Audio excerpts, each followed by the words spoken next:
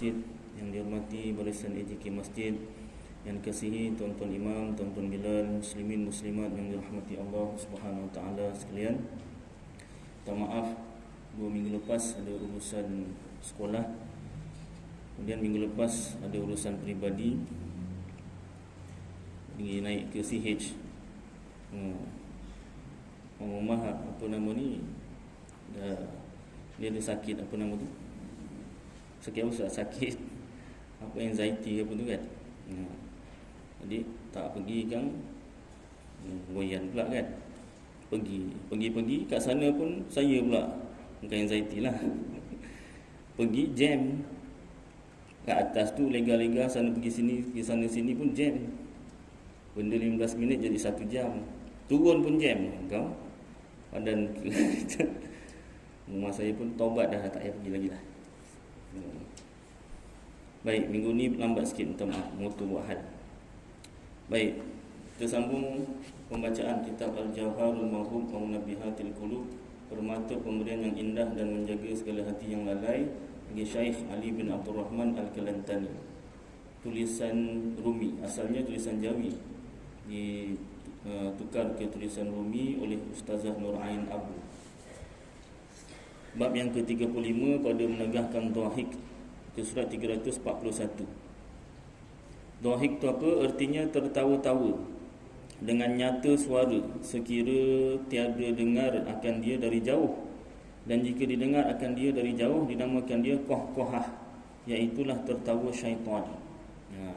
Qahqahah dah jadi terbahak-bahak lah. Dhahik, ketawa orang lain tak dengar sangat daripada jauh. Dan jika tiada nyata suaranya, sekali-kali hanya tersenyum dengan manis mukanya juga dinamakan dia tabassum, iaitulah tertawa anbiya alaihimussalatu wassalam. Ialah kepujian. Ketawa yang tak ada suaranya, senyum, nampak senyum. Baik. Hindari diri dari banyak ketawa. Dan kata Ahnaf, banyak tertawa itu menghilangkan haibah pada manusia, dan banyak bergurau-gurau itu menghilangkan muru'ah. Muru'ah ni bahasa Arab, bahasa Melayunya maruah. Dan barang siapa melazimkan sesuatu, diketahui orang dengan dia. Sabda Nabi SAW, kasratud dhahiki tumitul qalb, artinya lebih kurang banyak tertawa itu mematikan hati, yang ini melalaikan dia daripada akhirat dan mempusakai menaruh marah di dalam hati pada setengah ketika, dan menghilangkan haibah, kehebatan dan ketetapan, seperti yang disebut di dalam Ihya, kitab Ihya Ulumuddin bagi Imam Ghazali. Dan sabda Nabi SAW, ad-dhahiku fil masjidi dhulmatun fil qabr, artinya lebih kurang tertawa di dalam masjid itu mengkelamkan di dalam kuburnya. Jadi kurangkan ketawa, terutamanya dalam masjid, kerana bahawasanya ia mematikan hati dan melalaikan dia daripada menyebut akan Tuhan. Bila dah ketawa, takut-takut nanti tak sebut Tuhan atau tak sebut nama Allah. Dan sabda Nabi SAW, man dhahika qahqahatan faqad nasiya baban minal ilm, artinya lebih kurang barang siapa tertawa mengilai-ngilai, seperti bahawa nyata suaranya qahqahah, tawa terbahak-bahak, maka sesungguhnya lupa ia akan pintu daripada ilmu. Dan tersebut di dalam Ihya, kitab Ihya Ulumuddin, Nabi SAW bagi Syuhaib padahal ia sakit. Sabda Nabi SAW bagi Suhaib padahal ia sakit. Suhaib sakit apa? Sakit mata, dan ia memakan buah tamar, bukan buah kurma. Adakah engkau memakan tamar dan engkau sakit mata? Maka sembahnya, katanya, jawabnya, hamba makan dengan mata yang tiada sakit, ya Rasulullah. Maka tersenyum Nabi SAW hingga nyata giginya, iaitu dengan tiada dinyata suaranya. Tak faham Ustaz, apa ceritanya ni? Ceritanya ini gurauan. Sahabat bergurau dengan Rasulullah. Gurauan macam mana? Makan tamar bagus, tapi kalau banyak sangat sakit mata, overdose, boleh sakit mata, memberi kesan kepada mata. Jadi si Suhaib ni sakit mata, dia pergi makan tamar lagi. Itu Rasulullah tanya, kau makan tamar dan kau sakit mata? Saya makan dengan mata yang tak sakit. Gurau lah tu, mungkin mata sebelah sakit, tapi nak juga makan tamar. Sedangkan tamar tu kalau banyak sangat makan, memberi kesan buruk pada mata, gula ditinggikan. Jadi dia jawab, saya makan dengan mata yang tak sakit. Kan ada dua mata, itu bergurau lah tu, ya? Jadi Rasulullah tersenyum, senyum, nampak gigi tapi tak bersuara. Itu cara ketawa Rasulullah. Kena berlatih lah, kan? Kena berlatih. Susah nak berlatih tu. Kena dengan lawak yang dengan lawak yang kelakar betul, kan? Baik. Jadi macam mana? Elakkanlah daripada dengar yang benda-benda yang terlalu lawak sangat, kan? Tapi kalau tak tahu nanti saya stres. Jadi jangan banyak-banyak lah. Setakat hilangkan stres dah. Dah hilang stres tu dah. Jangan tengok lagi. Kenapa nanti takut-takut, tak ingat akhirat, tak ingat Allah Ta'ala. Dan sabda Nabi SAW, man dhahika qahqahatan qad majja minal aqlil majjatan. Artinya lebih kurang, barang siapa tertawa mengilai-ngilai, maka sesungguhnya melontar ia daripada akalnya akan sebagai lontar. Dan tersebut dalam Mustatraf kitab lagi. Dan daripada Sayyidina Ali radhiyallahu anhu, tiada bergurau-gurau seorang akan satu kali bergurau-gurau, melainkan melontar Allah Ta'ala daripada akalnya akan sebagai lontar. Dan sabda Nabi SAW, man dhahika kathiran fid dunya baka kathiran fil akhirah. Artinya lebih kurang, barang siapa banyak tertawa-tawa pada dunia, nescaya banyak menangis ia pada akhirat. Dan kata Yusuf bin Athbat, adalah Hasan pada masa 30 tahun tiada ia tertawa-tawa. Dan kata Kil, kata setengah ulama, adalah Atta' As-Salmi, pada masa 40 tahun tiada tertawa-tawa ia. Dan sabda Nabi SAW, man dhahika qahqahatan la'anatul jabbar, wa man dhahika bihi kathiran istahaqqa bihin nar. Artinya lebih kurang, barang siapa tertawa mengilai-ngilai, dilaknat akan dia oleh Tuhan Al-Jabbar. Dan barang siapa banyak tertawa-tawa, telah mustahik, yakni berhak ia dengan dia akan neraka. Alhamdulillah. Dan pada riwayat Hannad bin As-Sari daripada Hasan Basri, bermula tertawa-tawa itu dua. Bagi satu, bagi tertawa-tawa yang dikasih akan dia oleh Allah Ta'ala. Maknanya, hadis yang mengatakan semua yang ketawa termasuk neraka, tidak ada dia punya huraian. Ada hadis yang lain kata terbagi dua. Ada ketawa yang dikasihi oleh Allah Ta'ala. Apa dia? Yang diberi pahala akan ampunannya. Dan satu bagi lagi tertawa-tawa yang dimurka akan dia oleh Allah Ta'ala.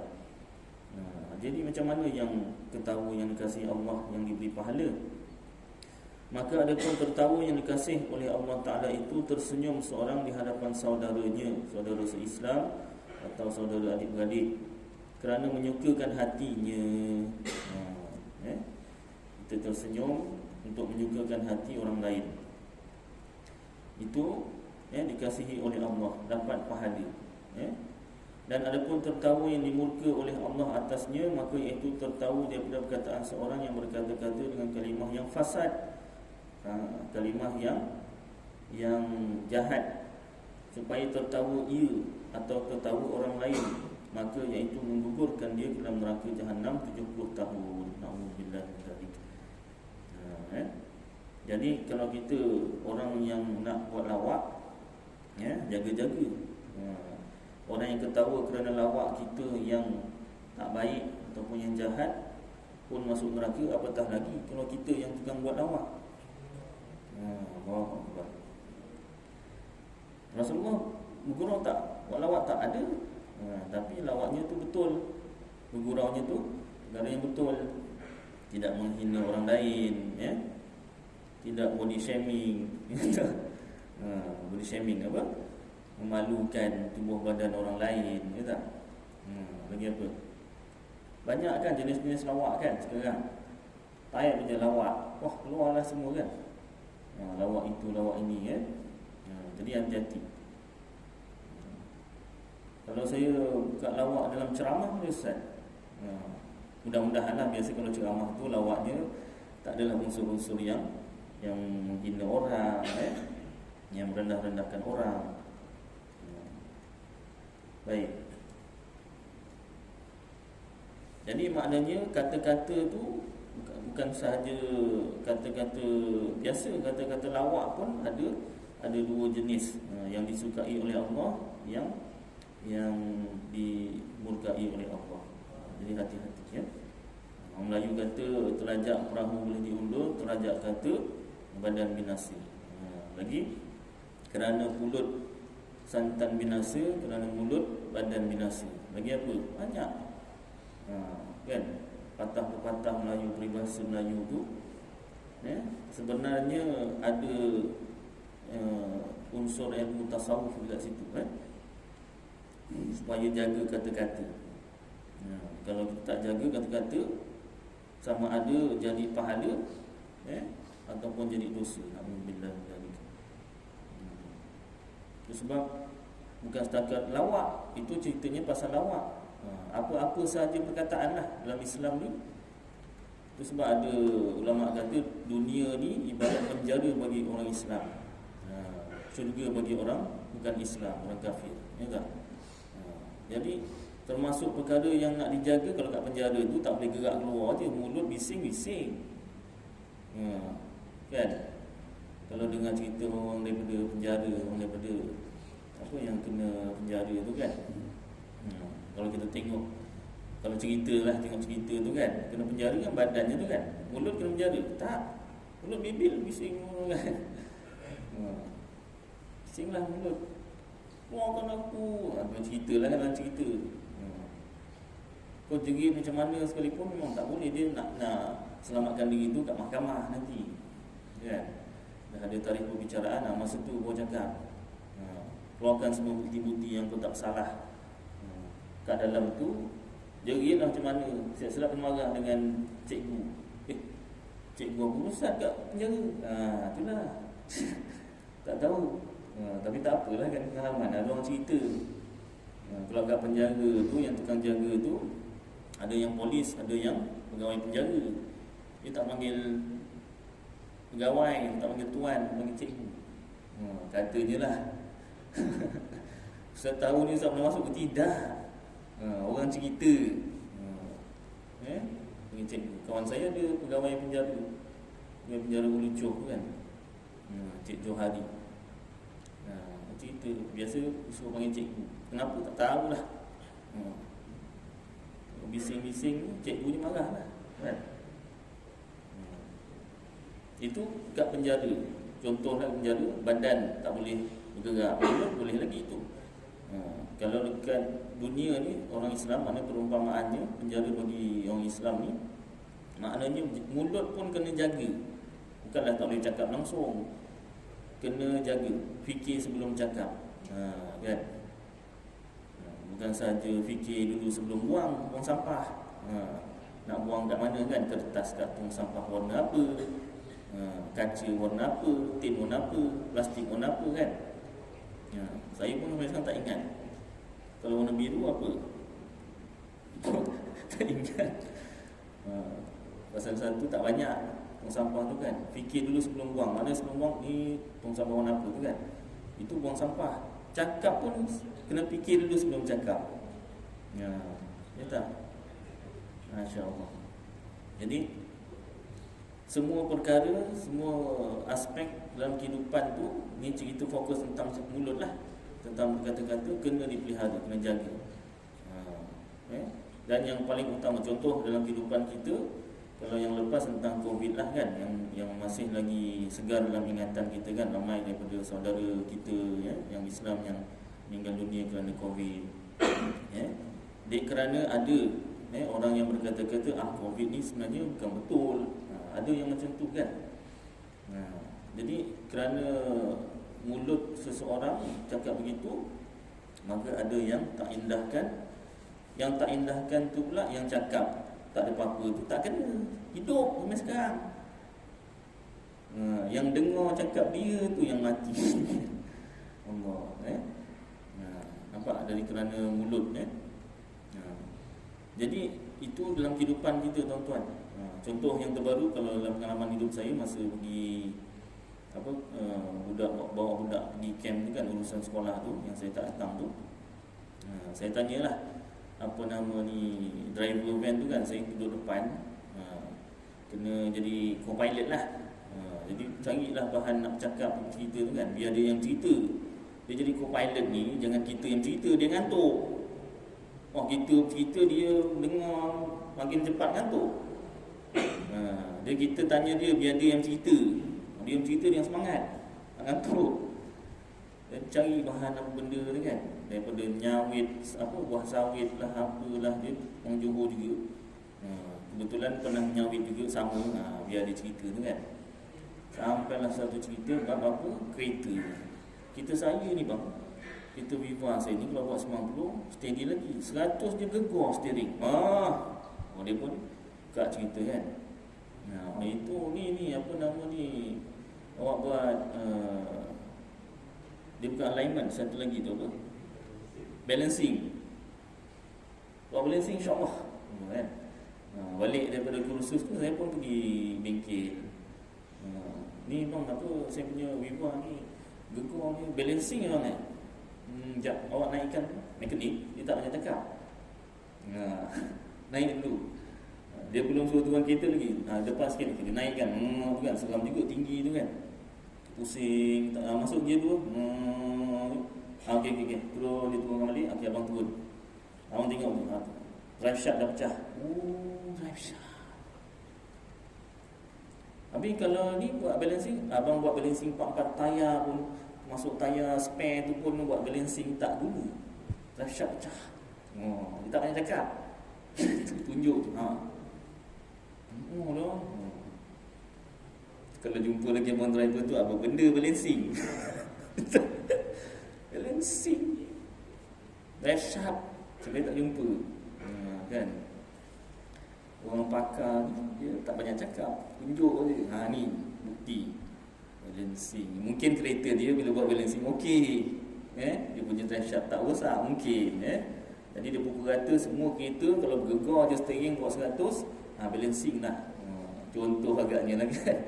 Mungkin pengalaman hidup dia, kereta dia macam tu, dia pukul rata semua kereta macam tu.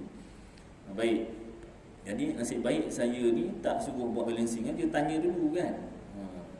Kalau ngikut cakap yang driver van tu tadi, terus buat balancing aja, dah hilang duit, masalah tak selesai lagi kan.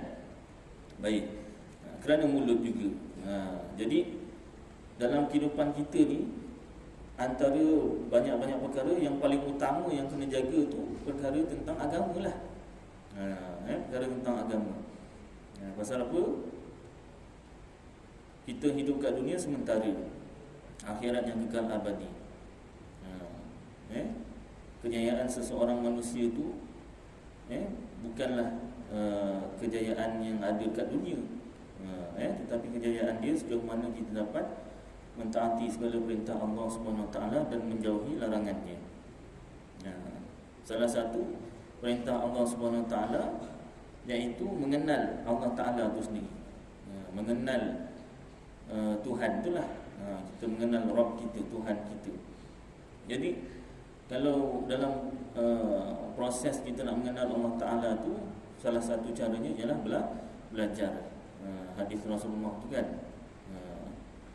apa nama ni, talabul ilmi faridatun ala kulli muslimin. Menuntut ilmu itu wajib fardu ain ke atas setiap orang Islam, lelaki dan perempuan. Jadi ulama syarahkan hadis tersebut, ilmu apa yang wajib fardu ain tu, iaitu tauhid, ilmu ilmu usuluddin, ilmu mengenal Allah Ta'ala. Yang kedua ilmu fikih. Maksud ilmu fikih ni ibadat, nakahat, muamalat, jinayat, faraid, dan ilmu tasawuf, ilmu akhlak, adab dan sebagainya. Ilmu-ilmu yang lain daripada tiga ni fardu kifayah, sirah, tafsir, hadis dan sebagainya. Malah ilmu bahasa Melayu, bahasa Inggeris, matematik, sains, biologi, fizik, kimia, matematik tambahan, apa lagi, itu pun termasuk dalam ilmu yang fardu kifayah. Maknanya dapat juga pahala kalau kita belajar. Jadi dalam usaha, dalam proses kita belajar ni tuan-tuan, mulut kita kena jaga. Kata-kata kita lah. Mulut tu macam kasar sangat, mulut jaga. Dekat sekolah boleh lah kan, mulut diam semua. Jadi bahasa lembutnya, kata-kata kita kena jaga. Kalau ada yang macam saya sendiri pun, guru saya pesan, deal, panggil deal je lah, ideal Ustaz Aidil kan, deal je lah. Deal macam dia tu panggil Ustaz, lebih kurang lah. Deal bahasa Hindustan apa makna deal? Cinta kan? Cinta pula tu namanya. Baik, deal kau ngajar ni, kalau benda yang kau tahu, ada orang tanya, jawab. Kalau yang tak tahu, cakap tak tahu. Pesan. Pesan. Kenapa? Kalau kita menyampaikan benda yang salah, kalau kita menyampaikan yang betul, orang amalkan, pahala dia dan pahala yang disampaikan kepada orang lain pula tu kita dapat. Sampailah selagi ilmu tu tak putus, diamalkan atau disampaikan, kita dapat sahamnya. Ini cerita saham akhirat. Kalau cerita saham dunia banyak. Kan?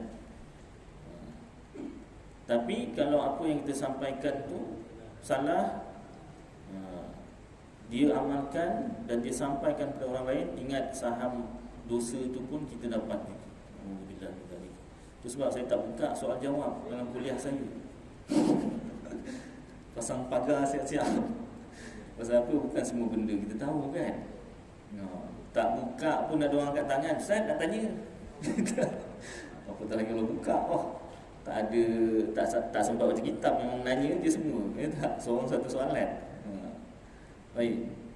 Jadi apa nama ni, pesan, jangan cakap apa nama ni tahu ataupun hentam sembarangan. Ya tak? Itu sebab kalau ada soalan yang tuan-tuan tanya, saya kata apa tak jawab tu, sebabnya satu, saya tak tahu, tak sampai pengetahuan saya. Yang kedua, kadang saya lupa, jadi minta tangguh. Saya semak kitab dulu kan.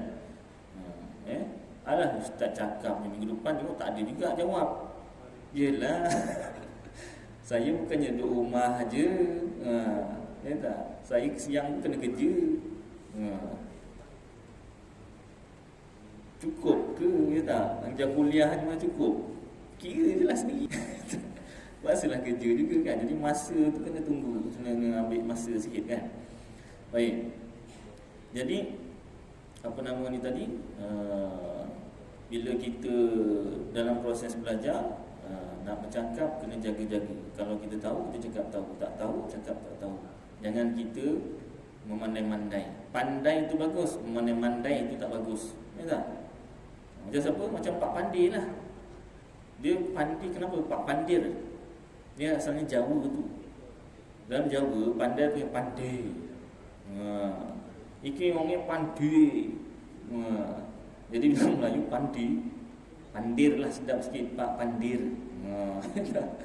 Dia tu bukan pandai, memandai-mandai. Lepas tu bukan Pak Pandir, Pak memandai-mandai. Tapi panggil Pak Pandir.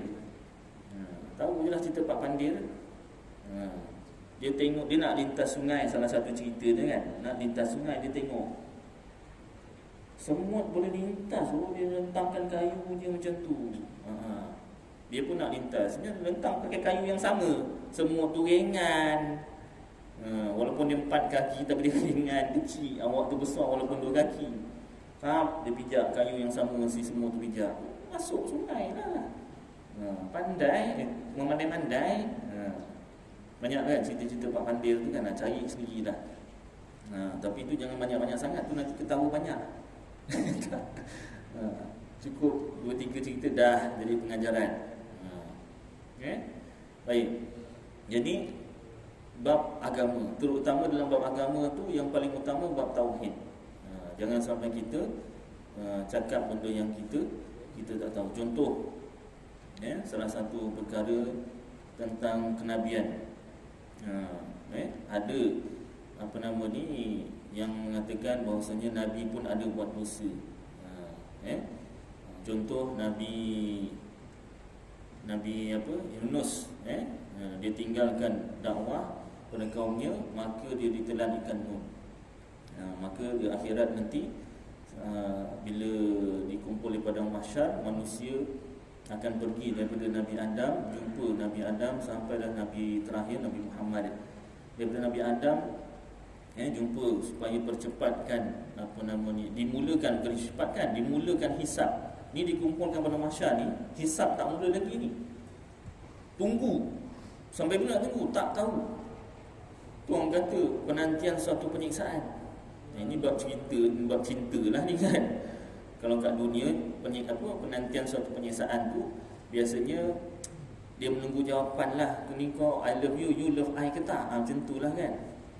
Tapi kalau di convertkan ke akhirat, penantian suatu penyiksaan tu salah satu perkara benar di padang mahsyar. Dah dikumpulkan seluruh manusia dan jin, belum mula lagi hisab. Tunggu. Ulama tu tak tahu. Lalu manusia minta syafaat daripada Nabi Adam. Cerita kan masyhur kan. Dan Nabi Adam kata, aku ada dosa, kau minta Nabi lain. Jadi cerita tu, adakah memang benar Nabi Adam ada buat dosa? Bukan Nabi Adam aja. Nabi Adam, Idris, Nuh, sampailah Nabi Muhammad SAW. Sebelum Nabi Muhammad ni, semua Nabi kata dia ada dosa masing-masing. Maksudnya Nabi Yunus tadi. Jadi cerita ni tadi masyhur. Adakah memang benar Nabi-Nabi sebelum Nabi Muhammad ni buat dosa?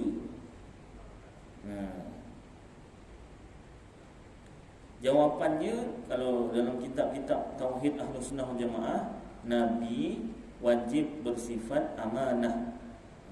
Bila Nabi bersifat amanah, dia ini terpelihara daripada membuat dosa. Jadi macam mana pula cerita boleh dekat akhirat Nabi itu tak dapat bagi syafaat, tetapi menyatakan dengan sebab ada buat dosa. Contoh Nabi Adam makan buah kholdi, dia buat dosa. Bila makan buah kholdi, jatuhlah ke dunia dengan sebab dosa makan buah kholdi itu Allah Ta'ala larang. Maka dosa tersebut menyebabkan dia tak dapat bagi syafaat ke akhirat. Adakah begitu ceritanya? Cerita yang sebenarnya, Nabi Adam bukan buat dosa. Makan buah kholdi, memang makan buah kholdi. Cerita juga dalam Al-Quran. Al-Quran kita nak faham, wajib rujuk kitab tafsir para ulama. Dalam kitab-kitab tafsir dinyatakan bahawasanya Nabi Adam makan buah kholdi itu bukan dosa. Yang pertama hujahnya, Nabi Adam makan buah kholdi dekat mana? Dekat syurga. Kat syurga ada dosa.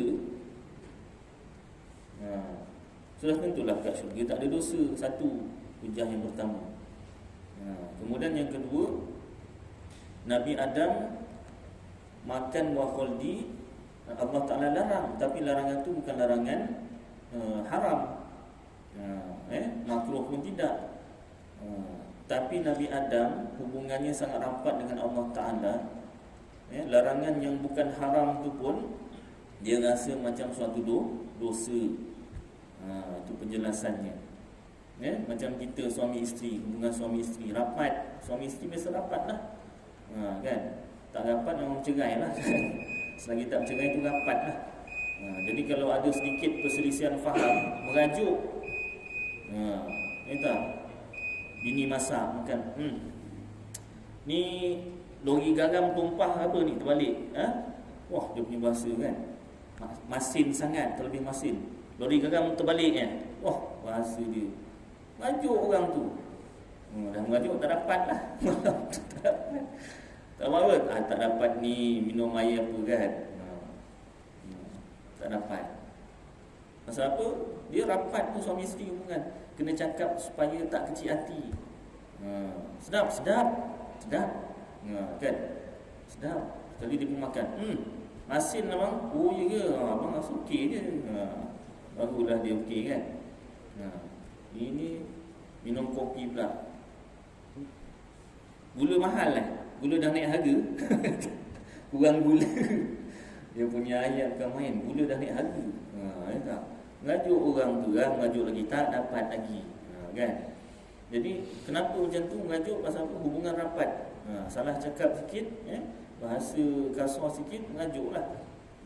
Jadi seolah-olah macam tu. Allah Ta'ala tu Tuhan. Nabi Adam hubungannya sangat rapat dengan Allah Ta'ala, dengan Tuhan. Maka kerana rapatnya hubungan tu, larangan yang bukan haram pun Nabi Adam rasa macam dosa. Itu huraian ulama secara ringkas tuan. Jadi maknanya kesimpulannya dah masuk Isyak. Cerita tentang Nabi-Nabi tak dapat beri syafaat selain Nabi Muhammad tu kerana ada dosa masing-masing. Bukan dosa. Itu sebenarnya nak menaikkan darjat Nabi Muhammad SAW. Dia penghulu segala Rasul. Maka rendahkan diri, Nabi-Nabi rendahkan diri supaya Nabi Muhammad lah yang memberi syafaat.